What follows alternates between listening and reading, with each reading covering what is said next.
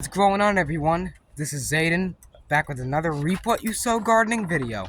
In this video, I'm going to be showing you some bees, if we can actually find some, on our plum tree. Because, trust me, I saw a couple sweat bees, maybe a wasp, and some carpenter bees. So, I'm very excited this year with our pollination, because I think getting more flowers and more flowering vegetables like broccolis and cabbages and even pumpkins, because trust me, if you haven't seen that old video I made with the pumpkin flowers, they will go insane on pumpkin flowers. Alright, so mind all this mess that I have here. That's not for this video. Over here is the plum tree, the oxheart plum, and it's flowering at the right time of the year. It's pretty hot out right now. Had to drink water 10,000 times in a row. We can see some little tiny bees. Maybe even some flies just flying around here, so we can shake the pollen up. Oh wait, there's a bee in there. You don't really want to go too close, because either, number one, they could sting, or they could fly away and quit on the job. So you don't want to do that. There's a carpenter bee right there on top of that little truss of flowers, and they're just hovering back and forth. So hopefully this is a dual tree, so it has, and I'm not going to say the actual name because it's going to be too, well, fine, well, let's just call it a bi. Well, I guess you can put the rest of that. Bi something, you will. That means it has female flowers and male, so it can cross-pollinate with itself and create fruit. Now, I'm not sure if this tree is like that, but I know it is grafted. So, it's gotta be. If they're gonna go willing to graft it, they gotta do that. Here's some elderberries. This is the orchard. This is not... we're not gonna eat these. These are strictly for flowers and pollination. You're gonna say they're like a superfood. Yeah, I know, but it's too risky. It's too dangerous because these are deadly poisonous. Every aspect of this plant is poisonous. You have to cook it for like 1 trillion years to get the toxins out of them. I'm not gonna risk it. I don't want to die for just plucking a berry off, or having someone around here come outside and just like, I'm hungry, and start eating the berries, and next thing you know, they're in a freaking cemetery. But we do have them over here. This is just basically to attract them and pollinate, because there is azaleas, but they're withering away and they're like burning under the heat. There's asparagus, so hopefully we'll get some asparagus coming up. They have crowns on them. The beans are not coming up that much. I think they're getting like baked beans in the ground. The onion half is growing slowly. We have to wait till after April 5th. April 2nd is my birthday. Keep that in mind. But April 5th is the last frost date. So we have to plant after. So unfortunately, you can't plant right now, but April 5th after we'll do it. Hold on. What the heck? Is that an apple? I think that's an apple tree. I think that might be an apple tree. Huh.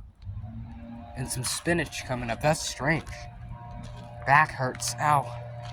The fig tree is not opening yet, but as soon as the heat really starts baking this, it should be able to open the buds, and it'll know when spring is here, because this thing is probably 1 year old, and it's pretty huge. Imagine, like, give it another year, this thing would be up there. And that'd be crazy, because you can basically, these things you can treat like Play-Doh. You can morph it into anything you want. They're very forgiving, so just if you prune, like, let's say this, they'll come back. They'll make more branches, but, I mean, don't do that unless you want to propagate more.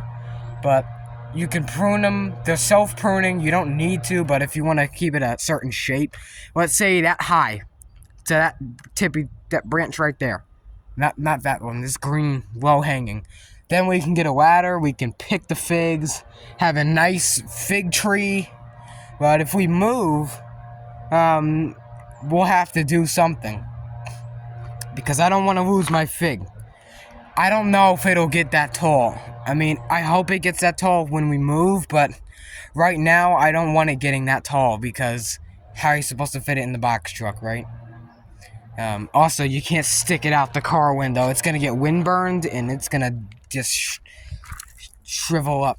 So you don't never want to do that.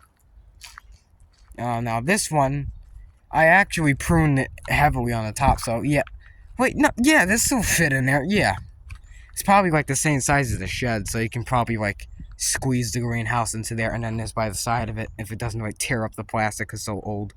But yeah, the bees are working. Hopefully the bees will give us some nice fruit. And also, the honey farms, wherever the honey farms are, I'm pretty sure they're in South Carolina, but they're not. Wait, hold on. I don't know, because South Carolina is that way.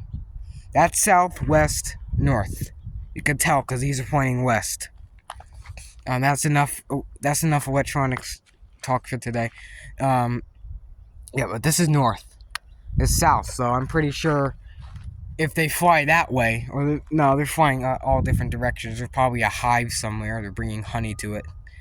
So yeah, getting more flowers is actually good because you'll get honey. Personally, I don't like honey. I think it tastes, to me, it tastes absolutely disgusting. I don't like it. It's just, ugh. I don't like it. But I mean, if it was maple syrup, still, I don't like maple syrup either. I'm really picky now. But hey, you might like honey. I like honey buns, even though it's basically just 10,000 buckets of sugar. But yeah, it's pretty nice. Also the mulch, if I don't get my head mauled by 1,000 bees. The mulch, it's pretty cold under there, so it keeps it cool in the heat. It's like a fridge. It keeps it nice and cool in the heat. That's actually pretty nice. The tomato cages are set up where we want to have the tomatoes, the garlic.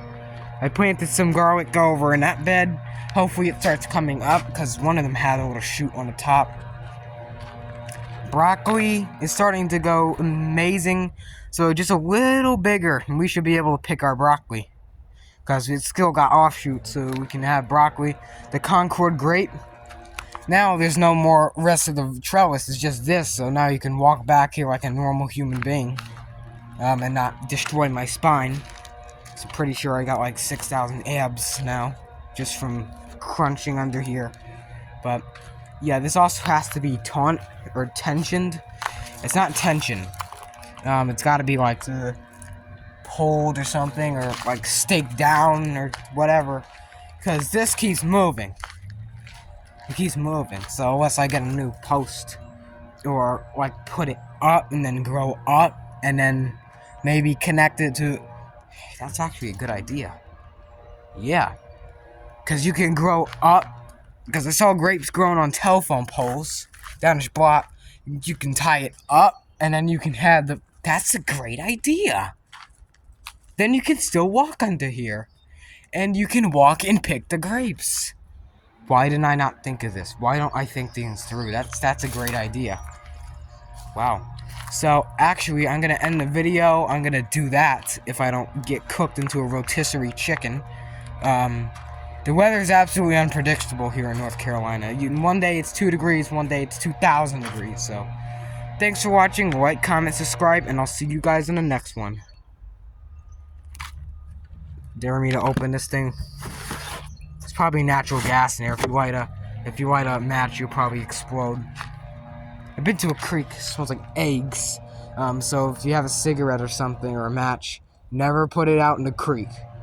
Don't put your cigarettes out. Put your cigarettes out. You shouldn't be smoking in the first place because it's freaking weird. But, you know, if you got a match or a lighter, never put it out in a creek that smells like eggs. Because I'm pretty sure you'll blow up it'll light up that whole creek like a bomb. Because that's sulfur, natural gas. And even if you breathe it in, you'll probably get baked on it. So I highly recommend you don't do that. I'm gonna get baked into a rotisserie chicken.